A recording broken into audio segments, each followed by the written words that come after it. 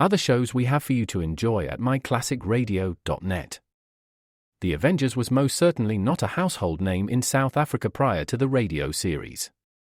With no national television service until 1976, the mechanism simply was not present in the country to show television programs to mass audiences.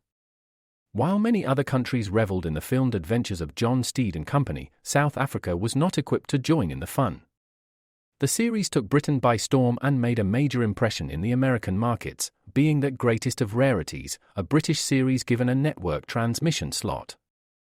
However, as a filmed series, rather than a videotaped one, The Avengers was able to gain a modicum of exposure in South Africa through film rentals. Come and listen at myclassicradio.net. Other shows we have for you to enjoy at myclassicradio.net. 21 Precinct was a police drama broadcast on CBS from July 7, 1953, to July 26, 1956. It initially served as a summer replacement for My Friend Irma. The show was produced in cooperation with the Patrolmen's Benevolent Association of City of New York and adaptations from True Criminal in New York. The Policeman's Point of View. Historically, the 21st Precinct had been located near Gramercy Park, Manhattan. In 1929, the department reorganized the precinct numbering, and 21st designation was discontinued. No such precinct existed during the run, nor does a 21st precinct exist. However, the fictional precinct's territory closely corresponds to that of the Upper Side's 23rd precinct since 192. Come and listen at myclassicradio.net. It's not easy being the one everyone counts on to keep the facility running, no matter the weather or supply chain hiccup. But we get you, Raymond in Buffalo, and Maria in Miami, Jules in Minneapolis, and Stan in Central Indiana, taking control of everything that's under your control. At Grainger, we're here for you with experienced branch staff at over 250 locations so you get the product you're looking for. Call, click Grainger.com, or just stop by. Grainger, for the ones who get it done. It used to be hard to find the exact auto parts you needed, and that meant spending a lot of time at swap meets. It's a different game now when you can order exactly what you need from eBay Motors. They have 122 million parts, so you can always find the right fitment. Spend less time searching and more time building with the eBay Motors app or visit ebaymotors.com. Let's ride. The story of Dr. Kildare. Whatsoever house I enter, there will I go for the benefit of the sick.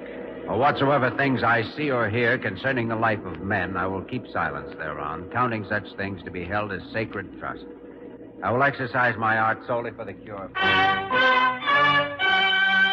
The story of Dr. Kildare, starring Lou Ayres and Lionel Barrymore.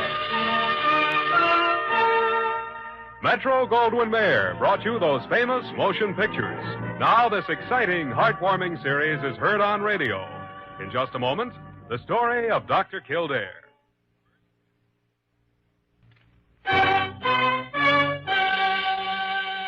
Now, the story of Dr. Kildare, starring Lou Ayres as Dr. Kildare and Lionel Barrymore as Dr. Gillespie.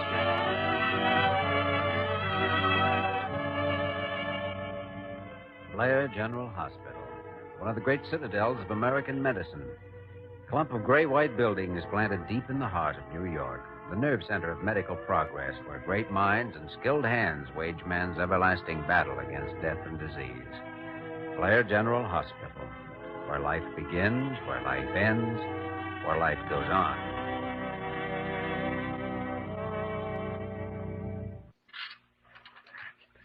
Jeepers. I gotta get some advice.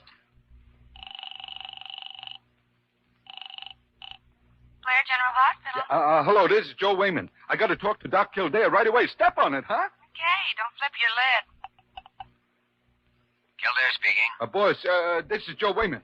Oh, hello, Joe. Doc, you know that call I got to pick up some dame over here on the east side and bring her back to the hospital? Yeah. Yeah. Well, there ain't no address like that. I asked all up and down the block. Well, must have been somebody's idea of a practical joke. May as well forget it and come on back. But Doc, I ain't told you the payoff yet. When I got back into the ambulance, guess what I just found in the front seat? How should I know what you found? A baby, Doc. A baby? Sure. Somebody must be giving him away. Here I am, minding my own business, All at once, I got a baby.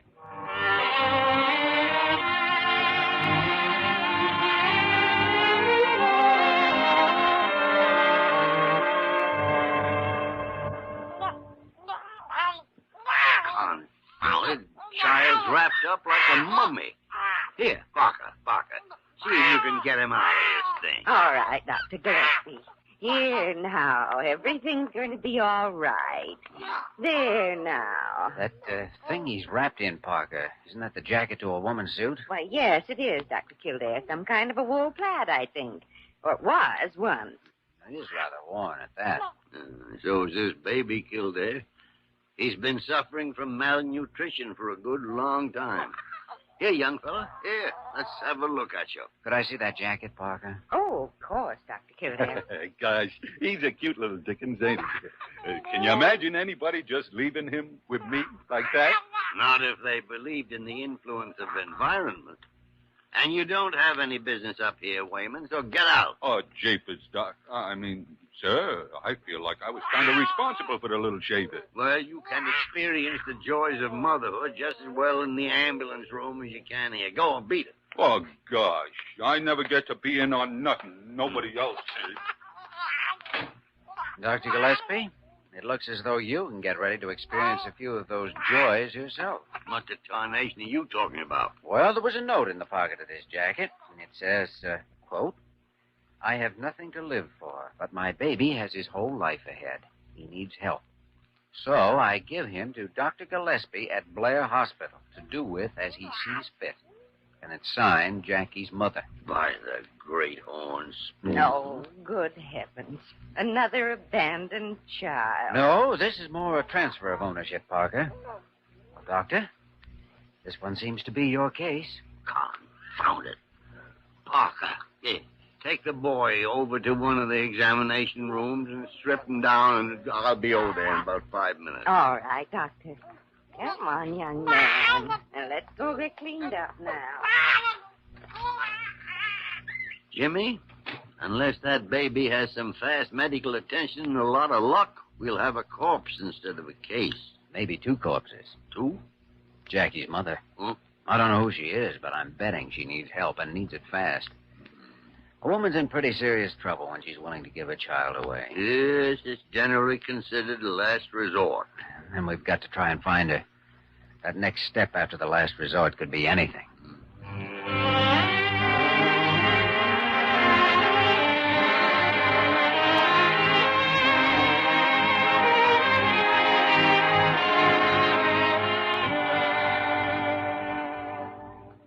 Hello, Wayman? Yeah. Oh, this is Kildare. Oh, hiya, boss. Say, Detective Lieutenant is on his way up here to see me. Yeah. It's in regard to the mother of that baby you found. Now, will you stand by, Joe? He may want to talk to you. Yeah, okay, sure. I've got a hunch we have to find this girl right away, if we find her at all. Yeah? Oh, just a second, Joe. You're right. Yes, Parker, what is it? Lieutenant Dan Riley from Precinct Headquarters is here to see you. Oh, fine. Send him in. He's here now, Joe. See you later. Yeah, okay, boss. Come on in, Lieutenant. Thanks. Sit down. Got here in a hurry. Yeah.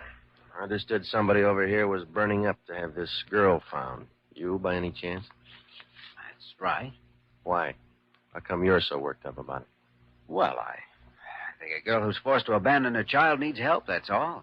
Can't help her unless I find her. It's simple enough, isn't it? Yeah, when you say it real fast. That jacket there the kid was wrapped in? Yes. Well, that's our best bet, but the odds are long. Exactly where was it your driver left his ambulance parked? Let's see. I have it here on the report. On the east side of First Avenue, about 100 feet north of Dutton Place. He went into the apartment houses at 10:42 and 10:46. What was the time? The call came in here at 6:24. Joe got there at 6:45 and was away from the ambulance for about 10 minutes. Well, I'll see what I can do, Kildare. Looks like a matter of trying to match the suit material. Somebody may recognize it, and the girl may still be wearing the skirt. Do you know that neighborhood? I know it. Bunch of flop houses, honky-tonks, clip joints, typical Skid Row. Mostly floaters and down-and-outers. Yeah, I know it all right. Well, don't count on anything, Kildare. All right, I won't. We can't both be over-enthusiastic. Okay. So So you're all fired up to do a good deed. Suppose we do find her and give the kid back to her. She had some reason to dump him in the first place, and she'll do the same thing again. Only the next time, she'll make sure of it. We'll probably fish him out of the river. So what's the percentage? Pretty low. Only sometimes you can change the percentage by stepping in and helping at the right time. Doctor learns to make his own odds. This is one case, Doc. I've seen 1,000 of them just like it. Cynical, aren't you? You get that way if you keep your eyes open and watch human nature. Mm-hmm. Well, I usually do. Helps in diagnosis. I've developed a theory from it, as a matter of fact. A theory, huh? Mm-hmm. The more soft-hearted a person is, the more chance he'll try to throw up a hard-boiled front. Yeah. Well, everybody's got a right to his own opinion. Kildare, I'll give you a call if I turn up anything.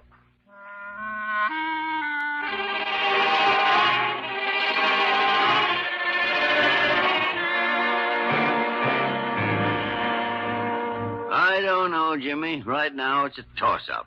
I'm going to keep him under oxygen tonight. We'll try to keep his lungs clear, but well, I don't know. Talk about percentages. Now it's bronchial pneumonia. On top of anemia, malnutrition, deficiency of every vitamin from A to Z. Yes, and abandoned besides. Oh, I just can't understand how any mother could do such a thing. Parker, the limitations of your intellect are quite well known already. Well, I like that. He's got to find that girl. And suppose he does. Maybe all we can tell her is that her baby just died. Yes, there's a chance of that. Dr. Kildare speaking. Lieutenant Riley, I picked up the girl's trail, Kildare. Thought maybe you might like to come over and string along with me. Where are you? A flop house called Hogan's Rooms. It's on First, just below Delaney. I'll be in room 38. Come on up. Be there in 10 minutes.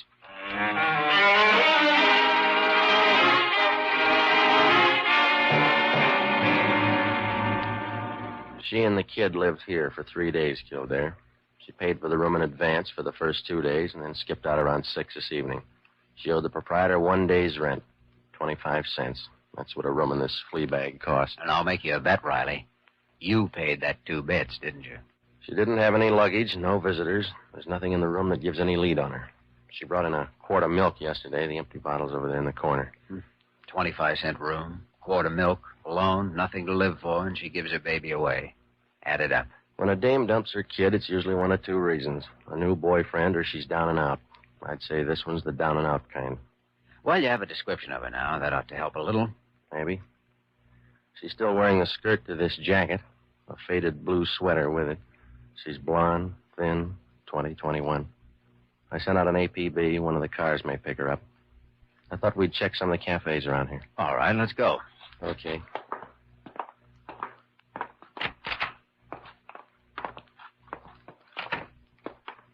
Oh, by the way, she was registered as Eleanor Mason. From where? From nowhere. Around here, nobody cares. Look, Riley, suppose we get something straight right now. All right, shoot. You wanted me to see this place for one reason. Because you think I'm a hothouse boy living in a plush and chrome office up at Blair Hospital without ever realizing just how rough life can get. Well, do you? Riley, I worked in a clinic less than 6 blocks from here while I was interning, and at one time or another, I've been inside all these tenements and flop houses. I've treated hundreds of these people, suicides, alcoholics, dope fiends. I know what they're up against and what you're up against. There are no arguments on that score. All right. But here's the difference between us. You think the problem's too big for any one person to tackle, and I think the only way we can ever hope to whip it is to keep on trying. That's why I'm on the staff at Blair instead of running a gold-plated pill factory of my own somewhere up on Park Avenue. Okay, Kildare, sorry. A guy can be wrong, you know. Yeah, that's right, a guy can be wrong. All right, let's check those cafes.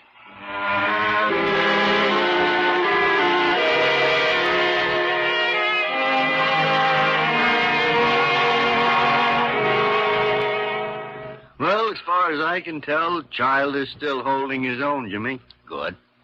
I don't really expect a crisis before tomorrow night.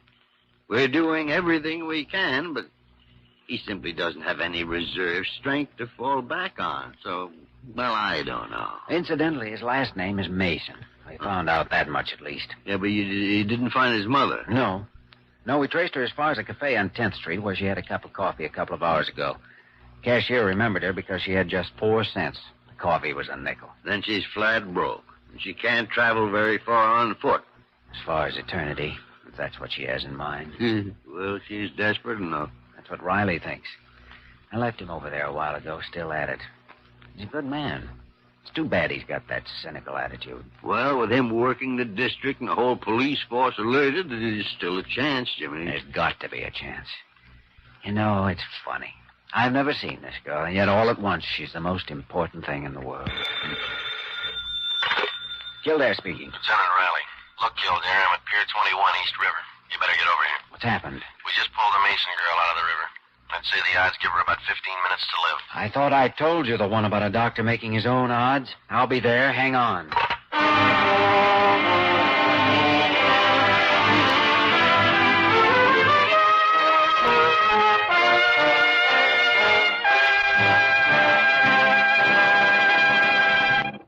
In just a moment, we will return to the story of Dr. Kildare.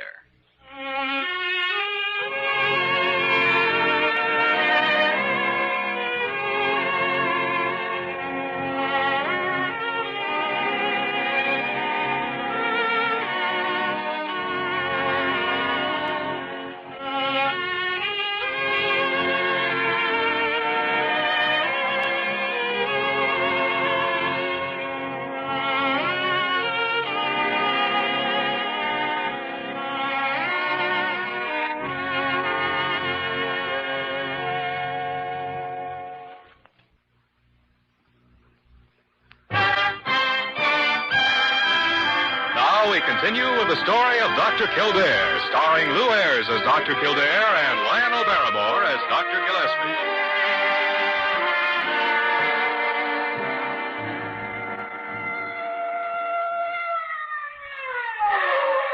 That must be it, boss. You see, there's a red spotlight at the edge of the dock. All right, come on, Joe. Yeah. Bring my kit, will you? Yeah, okay, Doc. They must have picked her up in one of the police boats. Yeah. Watch the planks there. Yeah, sure. Over here, Kildare. She's still alive? How do I know? You're the doctor. All right, let's have a look. No. Keep feeding her oxygen. Well, what do you think? There's still a chance. Heart stimulant may help. Joe, hand me that kit. Yeah, okay, Doc. We got most of the water out before we gave her the oxygen.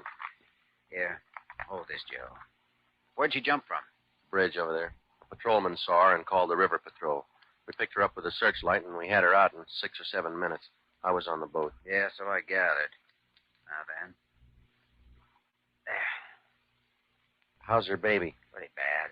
Won't know for about 24 hours yet. Hey, you're pretty, isn't she? Yeah, she will be in the newspapers anyhow. They're always beautiful in the papers. This doll would be a knockout any place. All right, so she's a doll. Yeah. Oh, she's coming too. Riley, how did you happen to be riding that boat? That was a lucky guess. With a dame, it's usually gas, poison, or the river. For gas, you need a room, and a room costs money. So does poison. I took a chance on the river. We've been patrolling this area for the last hour. All right, take the respirator off. See if you can make it alone. Now, Joe, start her out with artificial respiration. You're right, boss. Easy now. There we are. All right, now, honey. Let's you and me start breathing.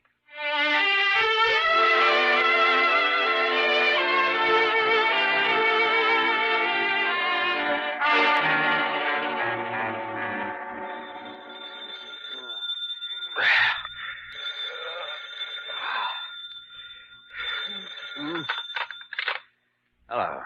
Kildare speaking. Good morning, Kildare. Lieutenant Riley. Morning. Hey, what time is it anyway? 6 o'clock. How's that Mason girl getting along? How do I know? You just woke me up. I'm not on 24-hour duty around here, you know. Yeah. Well, I gotta fill out my report, and I was just wondering if I could come up there and see her. It's 6 o'clock in the morning. Riley, go back to bed and get some more sleep. I'll call you when she's able to talk, and that'll probably be noon or after, okay? Well, as long as you make it as soon as possible, because... Sure, I know. You've got to fill out a report. So long, Riley. Wow.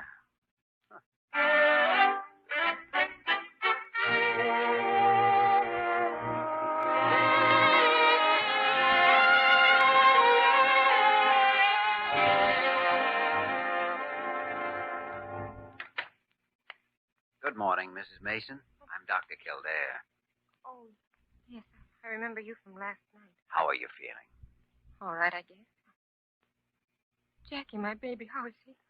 He's in Dr. Gillespie's hands, Mrs. Mason, and believe me, they're very capable hands. You're not to worry about him. But he was so sick, and You picked Dr. Gillespie yourself, remember? Yes. I saw his name in a newspaper. I was so frightened and so desperate, I didn't know what to do. I can understand that.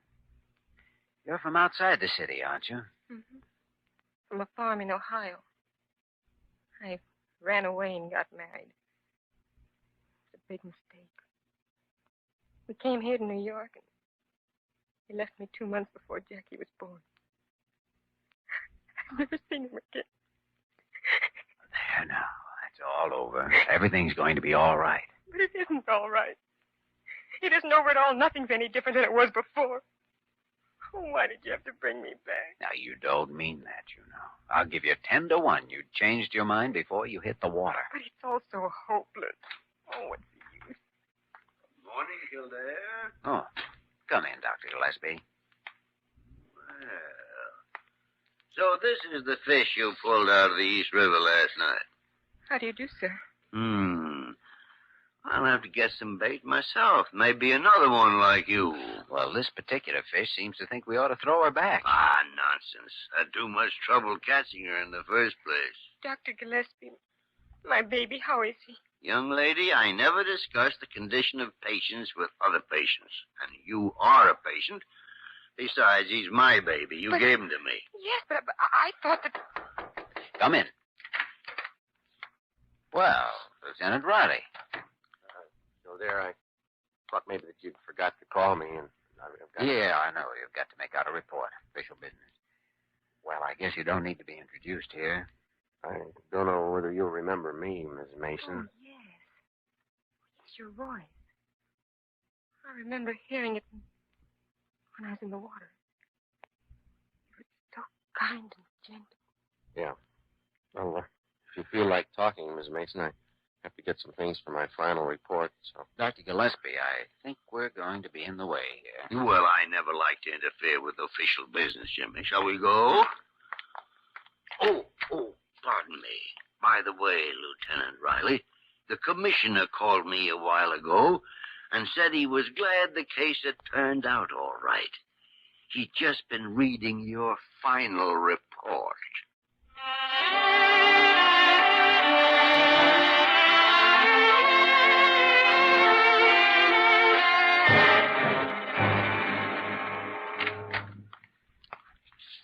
Dr. Gillespie, it's after midnight. Is there any sign of a break yet? No, Jimmy. His temperature's still rising. May not reach the peak for 2 hours yet. The worst part is always this waiting. Poor little boy. Well, we've given him everything medicine has to offer. But that's as far as we can go, Jimmy. Nobody can get inside that oxygen tent and help him fight. It's his battle from here on. His and, well... Dr. Kildare. Lieutenant Riley's outside in the hall. Back again? All right, Parker, stand by here. I'll be right back, Dr. Gillespie. Yeah. Hello, Riley. Yeah, sorry to bother you, Kildare, but how's the baby? Too soon to tell you. Would you mind if I sort of hang around here in the hall? Better yet, go on down and stay with Mrs. Mason. Will that be okay? I mean, I know it's way past visiting hours. Special case, Riley. We had to tell her late this evening how serious this is. There's a nurse with her, of course, but... Well, you go on down and talk to her. All right, Kildare. Thanks. For what? Anything? Nothing? I don't know. I'll see you later.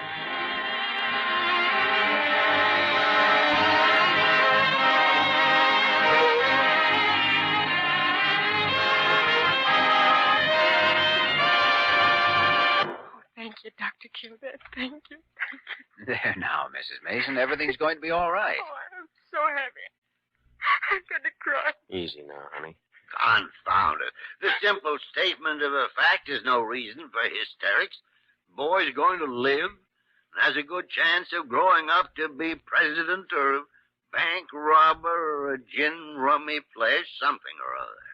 Oh, Dr. Gillespie, And you, Dr. Kildare, thank you, both of you, for saving him. For saving me. I don't know what else to say. Kildare, you stay here and listen to this gush if you want to.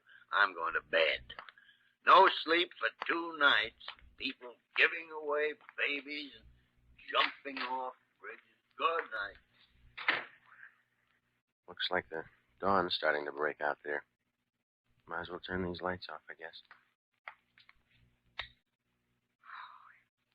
Oh, it's beautiful. So fresh and clean. It's a wonderful world. You didn't think so yesterday. Do you promise to keep on believing it tomorrow? Yes. Oh, yes. Don't worry, Kildare. I kind of think she will. Want to know something, Riley? I kind of think you will, too. Tough guy.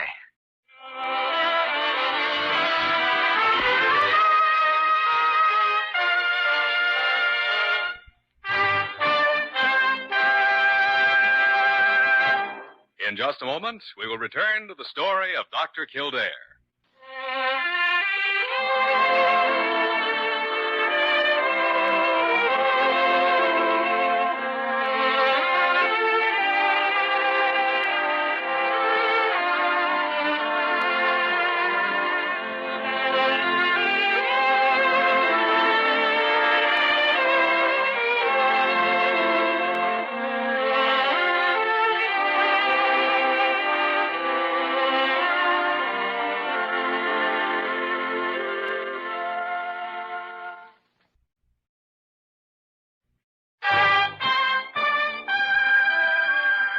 Once again, the story of Dr. Kildare, starring Lou Ayres as Dr. Kildare and Lionel Barrymore as Dr. Gillespie. Come in, Mrs. Mason. Come in. Thank you, Dr. Gillespie. Quiet, Jackie. I understand you're leaving us today. Yes, that's right. But not without saying goodbye to you and Dr. Kildare. Well, it certainly looks to me as though Mother and Son are doing nicely. Oh, Dr. Kildare. No, I'm not going to say it all over again. You know what I mean. Well, I'm glad you came in here, Mrs. Mason. I've been wanting to talk to you before you left. I know you don't have any place to stay, so I thought we might arrange. Thank you, Dr. Gillespie, but... Well, Lieutenant Riley has already taken care of that. I'm going to stay with his sister and her husband for a while. Well, about money. Well, Lieutenant Riley's already loaned me some money. Enough to last until I start working. Working?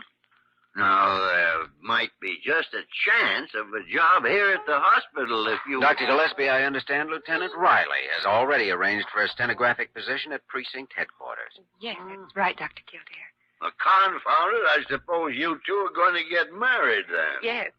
Well, not right away, of course, but... Then may I buy you a silver tea service?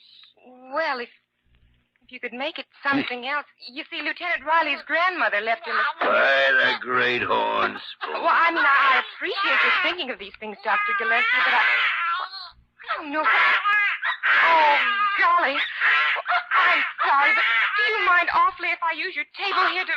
Go right ahead, Mrs. Mason. As a matter of fact, I'm overjoyed to find one thing that Lieutenant Riley hadn't thought of already.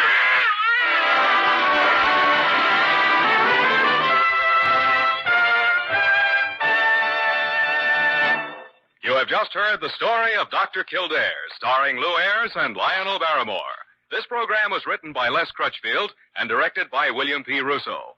Original music was composed and conducted by Walter Schumann.